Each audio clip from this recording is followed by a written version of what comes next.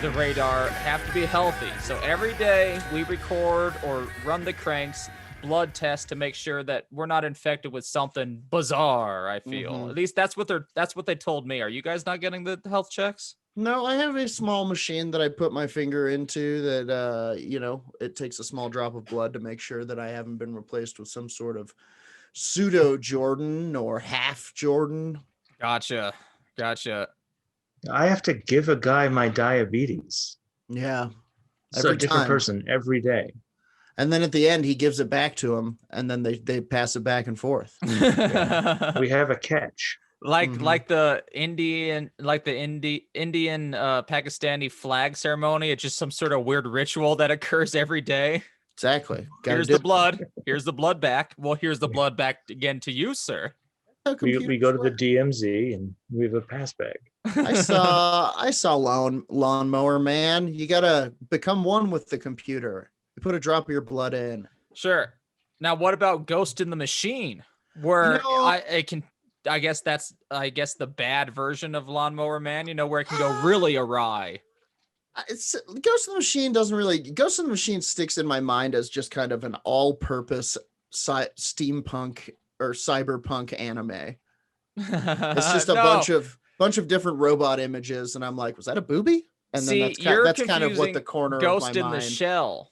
Oh yes, you're right. I'm talking yeah, Ghost in the Machine, which was an awful '90s movie. Terrible '90s movie. Yeah, where a serial killer or some sort of murderer gets killed and somehow transferred. Yeah, he gets killed in like a lab. He gets transferred into the internet. It was like Shocker with the internet. Mm-hmm. And in the '90s, this man who's just jumping around electricity kills someone with the garburator. What? Jumps into that garburator and chops up her hand real good, killing her or something. What's a garburator? It's what Canadians call garbage disposals. Are you Canadian? No, but I use that now because I think it's funny. Also, they call beanies toques. Oh, put your toque on and go see what's wrong with the garburator. Yeah, I'm all about that now. I have adopted it fully into my lexicon. Okay, well, that's going to be confusing for people living around Roger. Welcome, ladies, gentlemen, and everyone in between, to the Dark Council only presents Grave Nuggets from Monstroco. This is a grave nugget for you, a small taste of things to come. Information from the paranormal world that is not to be shared with non-Patreon members. Please don't tell anybody about this. Sometimes you'll find yourself like, oh, I heard about the coolest thing on this podcast the other day, and then you're about to tell somebody. Don't tell them. Most of the time, we want you to talk about the podcast. Yes. Not this time. Yeah, grave nuggets are for you only. Secret. Loose ships summon succubi. Lips.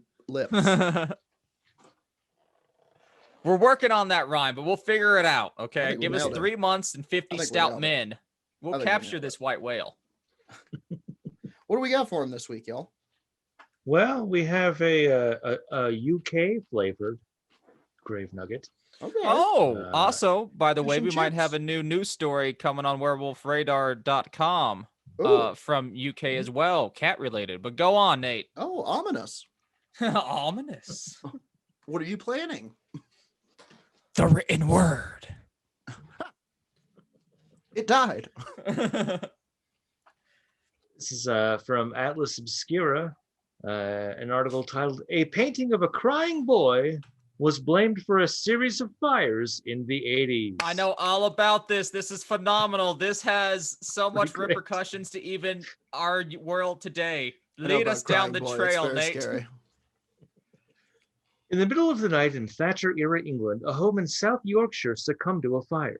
The lounge room was charred black, drapes and furniture reduced to ash. The owners of the home, Ron and May Hall, lost nearly everything to the blaze, except one item, a painting of a crying boy, his wide eyes looking out from the wreckage, not even blackened by the smoke. Yikes. This wasn't the first time a picture of a crying boy had been found amid the ashes of a torched home. On September 4th, 1985, British tabloid The Sun published Blazing Curse of the Crying Boy Picture, a story about a very unlucky painting that caused fires, supported the comments of a local fire station officer. These paintings, the firefighter said, turned up mysteriously unscathed in fires across the UK, all of which started spontaneously. It was well known he would never think of owning this cursed painting himself. The couple, this is a quote, the couple had laughed off warnings that their painting was cursed, wrote the son. Let all other heed the warning and get rid of their own giant paintings of crying children immediately. Wow.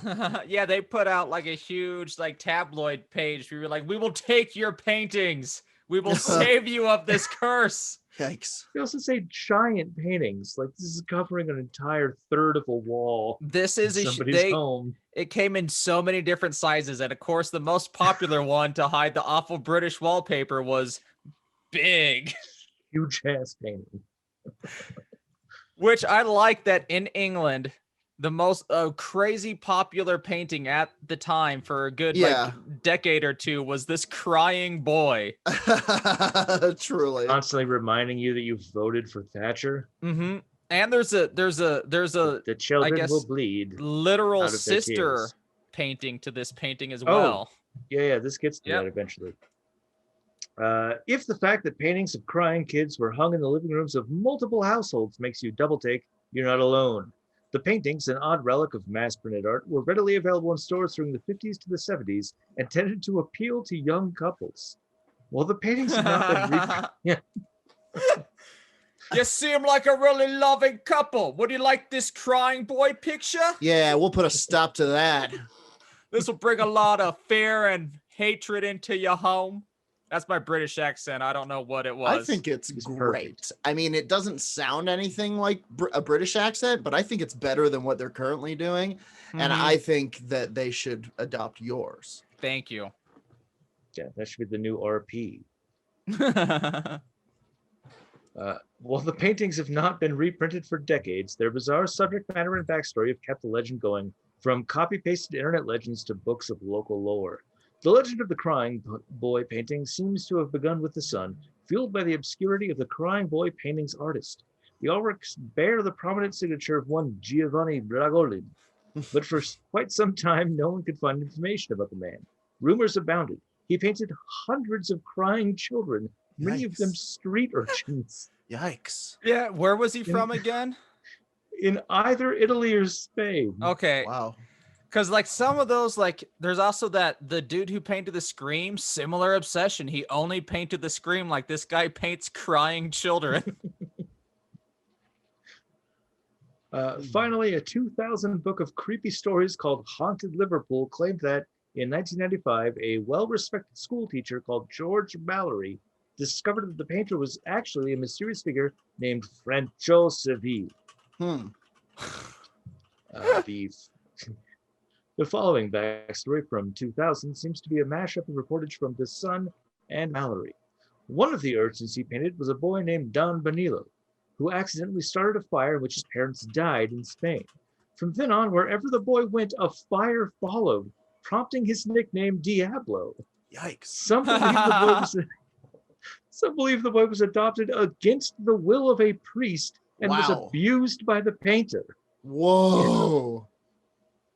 This dude he went to a priest looking for trying to who had the devil inside. Yeah, you go to your local church with 50 quid and you get yourself a boy. Bring me el diablo. Sorry, he was British. That's British. Well, no, this is Franco Seville. So I was right. Yeah. A foreign devil. In the 1970s, the boy was consumed by fire as well in an explosion caused by a car accident. Wow. Back when cars were more flammable. A car accident happened near him and caused an explosion. Yike. A lot of people say he was already on fire. The car just happened to be nearby. I see. According to journalist Dr. David Clark, who researched the crying boy legend for Fortean Times and on his website, this legend has more than a few holes. Giovanni Bragolin in Seville seemed to have been one of the few pseudonyms for Spanish painter Bruno Amadio, and Clark could not find evidence that George Mallory nor Don Benillo ever existed. Amadio likely painted 20 to 30 of these crying boys after training in Venice after World War II, prints of which were sold in department stores through the 1970s, wrote Clark. Another artist, Anna Zinkeisen, had a similar series of crying children paintings that were regarded as equally cursed. In The Martians Have Landed, Robert Bartholomew and Benjamin Radford reported that many people wrote to the other newspapers in response to the Sun's coverage, including one woman who couldn't, quote, think of a reason such a lovely picture could suddenly be thought to be jinxed, yet wanted to toss it for safety's sake. Despite skeptics' responses to the public's distress via interviews and open letters, the story held. A post on the website of the Committee for Skeptical Inquiry says that The Sun added salient details, such as that the urchin was mistreated by the painter with the explanation that these fires could be the child's curse, his way of getting revenge. According to Clark, The Sun was competing for readers with the Daily Mirror when the opportunity to develop the story arose, and the internet further grew the tale. Well, there you Nice. Scale of Well, there you ghost have it. from like Casper to Conjuring. This kid, I like near Conjuring level, just like vengeful, like, oh, you hurt me in my childhood. Now it's my turn to burn all of England. go. Sure. Pretty spooky Conjuring type shit, honestly. I still want the painting. I think about it a lot. Oh, To I where like don't you can want- still buy this painting. I don't Oh, want yeah. to. Where is it now? It was a there's series of hundreds photos. of them. Yeah. They're just Jeez. mass It was just- printed. You can probably get them in a West Elm somewhere. Oh, I'm wow. gonna go they're to ju- Amazon right now and type in the Crying Boy, see how much one is. and they all just cause your house to catch on fire, huh? Every single one of them. Yep, Crying I Boy, mean- $15, $5 for shipping. I mean, that is one way to do it, I suppose. Yeah, I don't for like it. I don't $20. want any cursed objects in my house. I try to collect them a little bit. I go to estate sales where I'm all Yeah? like, what's the creepiest thing? I have that. Oh, you can't see it because of the sexy chupacabra bathing behind me. Bathtub, yeah. But Mhm. I have a few cursed items. Natalia Qualum Mhm. hooked me up with a cursed teapot that I literally Oh. like observed and wrote a little piece on werewolfradar.com about. Not Oh. cursed, by the way. Oh, okay. Well, It's just a teapot. But I'll take it. I'll be like, let's play this game. Let's roll the dice. yeah. What did you learn about it? I'd make it hold water for tea. Oh, okay. You- How you, did she believe it to be cursed? You should curse it now. It that's a good had idea. a very, and this is probably a little bit Djangoist, but it had a foreign vibe. It was a Mm. Chinese-ish styled teapot, but it Ah. had like evil eyes, like it was a dragon teapot. Well, okay. It had unusually vivid living eyes, like they kind of followed you throughout. This teapot's eyes follow you throughout a room, by the way. Yikes. I mean, But that sounds that's pretty just spooky the to me. design of it. Like some paintings will do that too if you do the perspective right. So I'm like, Yeah, I I chalk it guess up so. to that. I don't know that you can say that you found out it wasn't cursed. I mean, I might not have activated the curse yet. That's, to be fair, could be just There you go. waiting. Hmm. The point is, I'm pro Crying Boy. I'd pick up a painting. Like I said, $20 altogether from Yeah. Amazon. $20 for a portal to an inferno. Cheap as Hmm. hell. Hot as hell, of course. The thing does go on to say, comedian and writer Stephen Punt also explored the legend on his radio show Punt PI. He attempted to track Good down. name. He attempted to track down the homes involved and found Jane McCutcheon, who had hung the print in her living room in the 80s. McCutcheon, a mother of two, was cleaning her kitchen when she found that her handmade drapes, blinds, and curtains were suddenly ablaze. Ah, Her family escaped alive, but her home had been destroyed, except for a single painting hung in her living room of the crying boy. yikes. At a certain point, though, it is beyond like coincidence to where, like, sure, some of these could just be naturally being, saved in the fire by the sheer luck, but so many of them. Yeah, well, she's quoted as saying you could still see the little boy's face on the painting. And later she heard a firefighter who saw the painting say, "Oh no, not another." God, you again. After what was described as a series of coincidences and bad luck, McCutcheon speculated that the painting was the cause, prompting her to get rid of it. Wow. Most of the fires had normal causes, like cigarettes or unwieldy deep-frying pans. Or unwieldy Since- demons. With deep frying pans. Sure. Since most of the myth surrounds the nearly unbelievable fire resistance of the painting, Punt bought a crying boy picture of his own.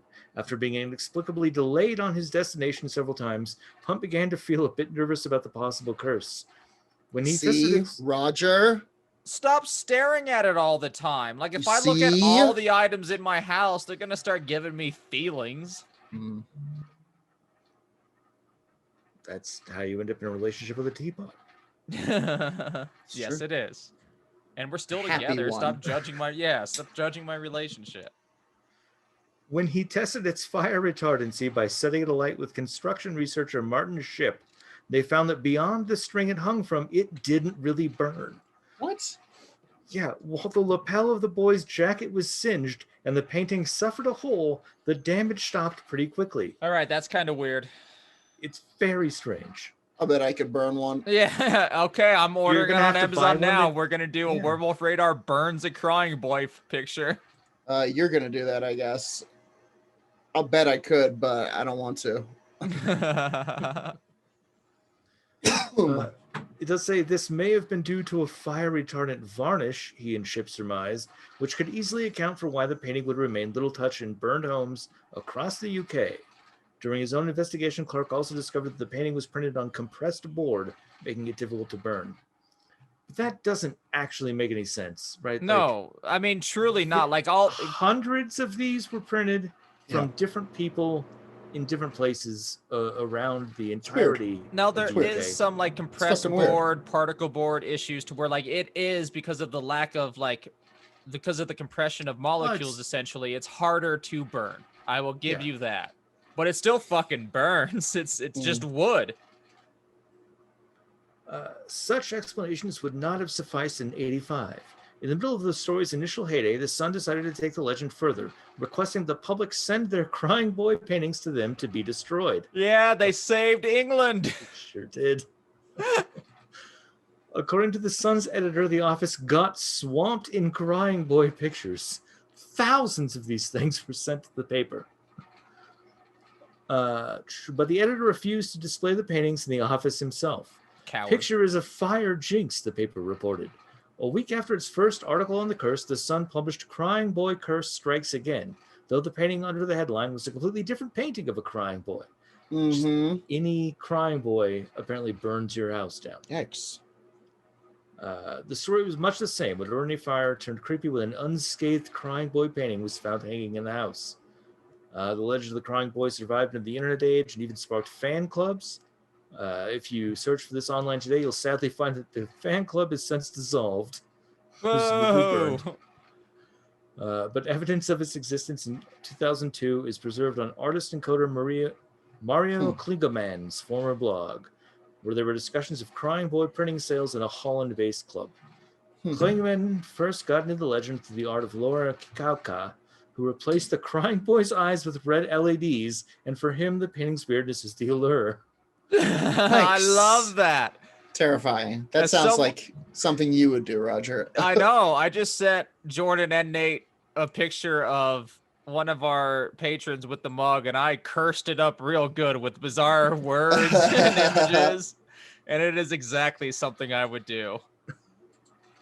It says, the legend is a nice add-on. I think as a child when we did holidays in Italy back in the 70s, I had also seen those pictures sold at some street booths, and I guess I found them quite peculiar back then, says Kligerman, who also created a crying boy tear generator. Would say that again. Sorry. Yes. This guy, not only is there one out there that has red LED lights for eyes, there are several with tear generators put into the painting. So it can have real tears as it burns your house to the ground. I am having so many great ideas on home decor after this grave nugget. Klingeman has collected several of the paintings, occasionally fielding requests to sell or buy from enthusiasts. Despite his fascination with the story, Klingeman maintains that he does not believe in the curse. According to Gail Nina Anderson in her paper about art folklore, the crying boy legend grew quickly because everyone could participate. The paintings were cheap and easy to find. The crying boy painting legend became so widespread that it grew to include all versions of similar paintings by various artists, including cursed paintings of crying girls. The Sun capped most of its hype of the legend in a 1985 article on Halloween with the headline, "Crying Flame," gracing the front page. Sure. The paper claimed to dissolve the curse once and for all with a bonfire, burning sackfuls of the paintings, which were sent to them by the public in response to their call. The bonfire blazed near the River Thames, dissolving the curse into smoke. The Sun, never looking for reliable sources, they've never looked for a reliable source, Sure. quoted a chaperone to the event, a fire officer who said with relief, "I think there will be many people who can breathe a little easier now." And that's how the article ends. And then I have a targeted ad for Metalhead Dating. Well, Nice. Give us a little taste of that, maybe. It just says sign up now. And the woman in the picture is CGI. Nice. Nice. She's pretty crusty, though. No, she looks a lot like people that I've actually dated. Oh, well, the algorithm gets you. I've only dated cartoon metal chicks. The algorithm thinks I want Diva from Overwatch. I mean, who doesn't? I mean, she does have that big robot. Got that big hammer, right? Which one is she? She's the robot. Ah, that robot is sexy. That does it for another grave nugget, you guys. A British grave nugget, somewhat. As promised. What does Britain taste like? Eel pie. Spotted dick. The Thames. But not this one. Oh, the Thames, maybe. The Thames. Yeah. But thank you so much for your continued patronage. Please support one another. Please tell people about the pod. Yep. And just stay hydrated out there, you guys. It's getting hot. It's gonna get hotter. You know what water is? These Water grave is nuggets. ice cold. These grave nuggets are high in sodium.